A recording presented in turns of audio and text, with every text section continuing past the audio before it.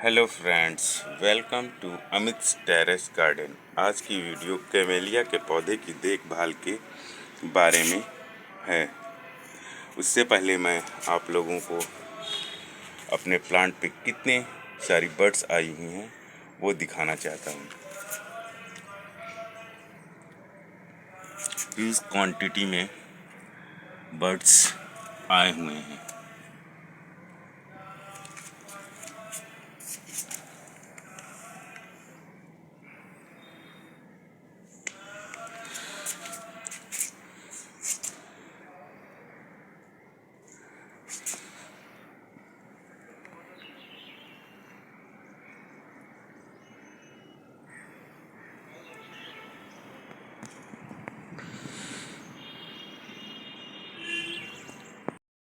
Camellia को किस तरह के गमले में लगाएं, फ्लावरिंग कब से कब तक होती है, फ्लावर बड लगी है तो वो क्यों नहीं खिल रही है, इसे कहाँ पर रखना चाहिए, कौन सी खाद देनी चाहिए, इसकी प्रूनिंग कब की जाती है और इसमें कौन सी बीमारी लगती है, ये सभी बातें मैं आपको विस्तार से बताऊंगा।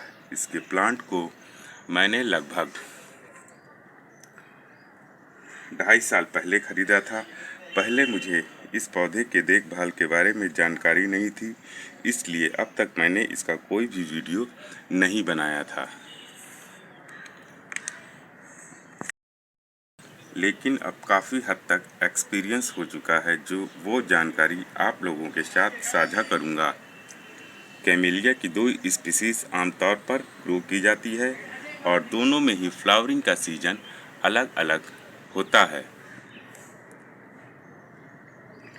पहली प्रजाति का नाम है शशांकुआ। इसमें फ्लावर रैनी सीजन के ख़त्म होने के बाद और विंटर सीजन की शुरुआत में होता है, यानी कि अक्टूबर और नवंबर में। दूसरी प्रजाति का नाम है कैमेलिया जैपोनिका।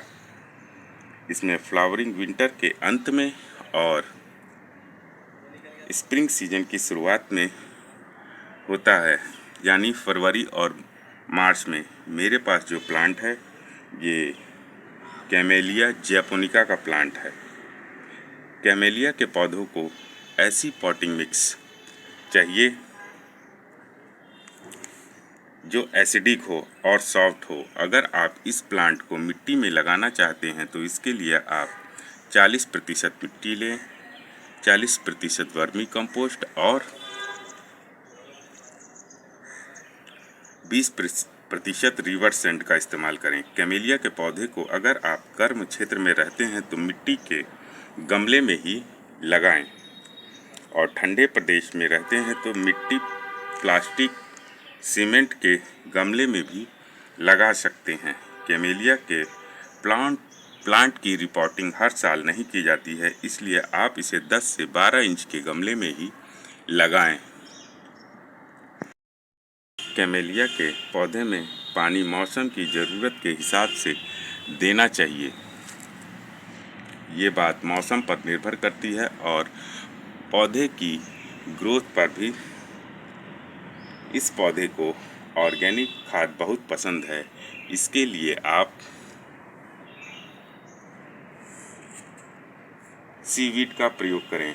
आप लिक्विड और दानेदार दोनों प्रकार के सीवीड का प्रयोग कर सकते हैं। जो आपके पास उपलब्ध हो उसका प्रयोग करें।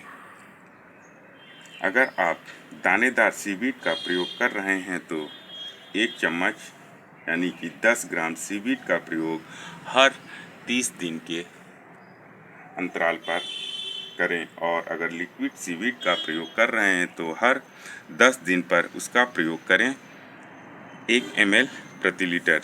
जब आपके प्लांट में फ्लावर बड चने के आकार का हो जाए तब आप 05234 NPK का प्रयोग करें, और जब तक फूल खिल ना जाएं तब तक आपको इसका इस्तेमाल करना है। 2 से 2.5 ग्राम प्रति लीटर 05234 का प्रयोग आप केवल फोलियर स्प्रे के रूप में ही करें। अगर आपके प्लांट में फ्लावर बड लगी हुई है और फूल नहीं खिल रहे हैं तो आप 05234 का ही प्रयोग करें जब तक फूल खिल ना जाए।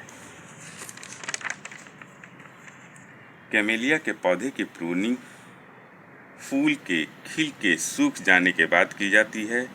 जहाँ से फूल सूखा है उसके 2 से 3 इंच तक ही इसकी प्रूनिंग की जाती है, यानी कि कैमेलिया के पौधे की लाइट प्रूनिंग की जाती है। अगर आप गर्म प्रदेश में रहते हैं तो भूलकर भी इस पौधे की हार्ड प्रूनिंग ना करें।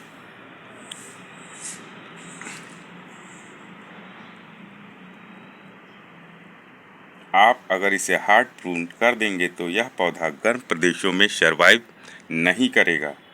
अगर आप ठंडे प्रदेश में रहते हैं और वहाँ साल भर तापमान ठंडा बना रहता है तो आप इसकी हार्ड प्रूनिंग कर सकते हैं। इस पौधे में कभी कभी एफिड, थ्रिप्स और माइट का अटैक देखने को मिलता है। इससे बचाव के लिए आप समय समय पर इमिडाक्लोप्रिड और ओबेरॉन कीटनाशक का प्रयोग करते रहें। अगर पौधे में फंगल इन्फेक्शन की शुरुआत हुई है तो आप शुरुआत में ही किसी अच्छे फंगिसाइड का प्रयोग पौधे पर ज़रूर करें। कैमेलिया के पौधे को आप हमेशा ऐसी जगह पर रखें जहां उसे सुबह की 2 से 3 घंटे की धूप ही मिले। बाकी समय यह पौधा ब्राइट लाइट में रहे।